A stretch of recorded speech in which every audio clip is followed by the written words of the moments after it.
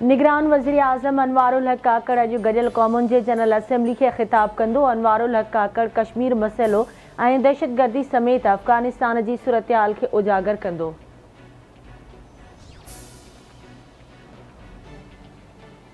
अमरीका जो भारत ते इल्ज़ामनि जे मामले ते कैनेडा सां छिकताइण जी तरदीद। अमरीका जो क़ौमी सलामती जे सलाहकार जैक सलवान वाज़े कयो आहे त भारत ते कैनेडा जे संगीन इल्ज़ामनि ते ॻणती आहे।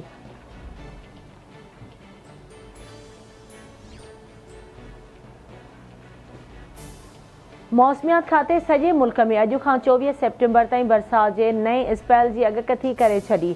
मौसमियात खाते जो चवणु आहे त कराची, हैदराबाद समेत सिंध जे ॿियनि इलाइक़नि में तेज़ बरसात पवंदी। उमरकोट, सिजावल ऐं थरपारकर जा हेठाहीं वारा इलाइक़ा पाणी हेठि अचण जो ख़दशो। कश्मीर, मरी, गिलियात, इस्लामाबाद, गिलगित बल्तिस्तान, लकी मरवत, बनू, कुर्क ऐं वज़ीरिस्तान में मींहुं पवंदो। बरसात दौरान मरी, गिलियात, कश्मीर ऐं हज़ारा डिवीज़न में लैंडस्लाइडिंग जो ख़तरो।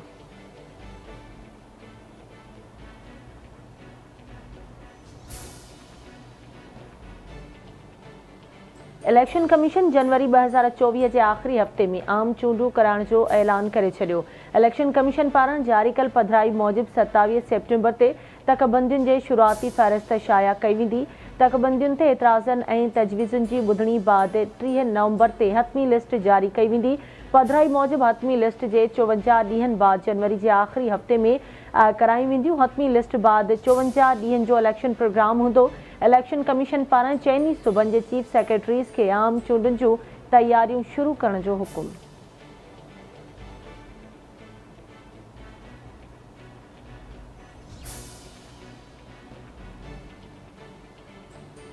पाकिस्तानी कुझु महीननि अंदरि नई हुकूमत जी चूंड कंदा। निगरान हुकूमत जो मैंडेट शफ़ाफ़ चूंडुनि खे यकीनी बणाइणु आहे।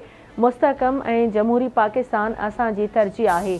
निगरान वज़ीर आज़म अनवारुल हक काकड़ जो न्यूयॉर्क में council on foreign relations forum खे ख़िताब। संदसि चवणु आहे त पाकिस्तान अफ़गानिस्तान में अमुन चाहे थो। पाकिस्तान में सीड़पकारीअ जा वॾा मौक़िआ मौजूदु आहिनि। मौसमियाती तब्दीलियुनि सबबि पाकिस्तान सभ खां वधीक मुतासिर थियो। पाक अमरीका लाॻापा केतिरनि ई ॾहाकनि ते ॿधल आहिनि।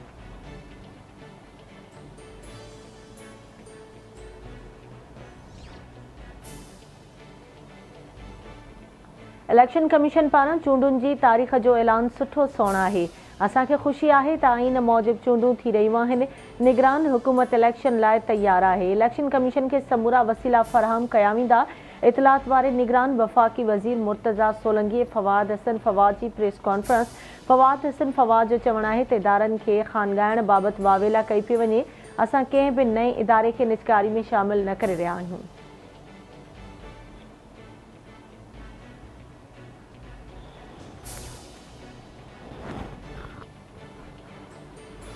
अॻूणे सदर आसिफ अली ज़रदारीअ जी काफ लीग सरबराह चौधरी शुजात हुसैन सां लाहौर में मुलाक़ात। आम चूंडुनि समेत मुल्क जी मजमूई सियासी सूरतहाल जे हवाले सां ख़्यालनि जी ॾे वठि।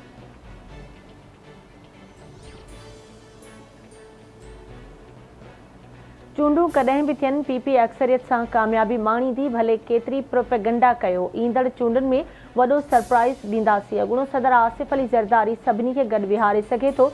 हर चूंडुनि खां अॻु पीपी ख़िलाफ़ इतिहाद ठहंदा रहंदा आहिनि। ईंदड़ चूंडुनि में हुकूमत कंहिंजी ठहंदी, फ़ैसिलो आवाम कंदो। पीटीआई चेयरमैन IMF मुआहिदे जी भञकड़ी कई, जंहिं सबबि महांगाई वधी। मुल्क खे मसइलनि मां कढण लाइ टारगेटेड सब्सिडी ॾांहुं वञणो पवंदो। अॻूणे सूबाई वज़ीर शर्जील इनाम मेमण जो कराची प्रेस क्लब में पीपी चेयरमैन बिलावल भुट्टो ज़रदारी जे 35 सालगिरह जो केक काटण वारी तक़रीब खे ख़िताब। चयाईं सब्सिडी रुगो मज़दूर ऐं ग़रीब तबिके खे मिलणु घुरिजे। अवाम खे महांगाई जे तूफ़ान मां पीपुल्स पार्टी कढी सघे थी। थरकोल जे कोयले मां सस्ती बिजली पैदा थी रही आहे। 3600 मेगावाट खां वधीक थरकोल बिजली पैदा करे रहियो आहे। सिंध जे हर ज़िले में दिलि जे मर्ज़ जो मुफ़्त में इलाज कयो पियो वञे।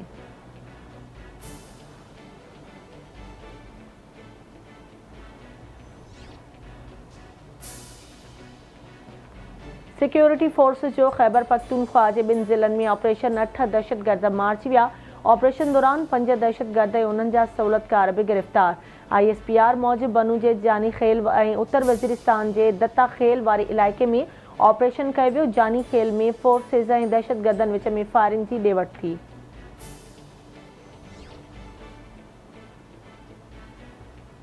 मक़सूद रिंद वेझो मोटरसाइकिल उठ गाॾे में टक्कर, हिकु ॼणो फौत, मोटरसाइकिल सवार अतुर जतोई जो लाश सिम्स अस्पताल मुंतकिल।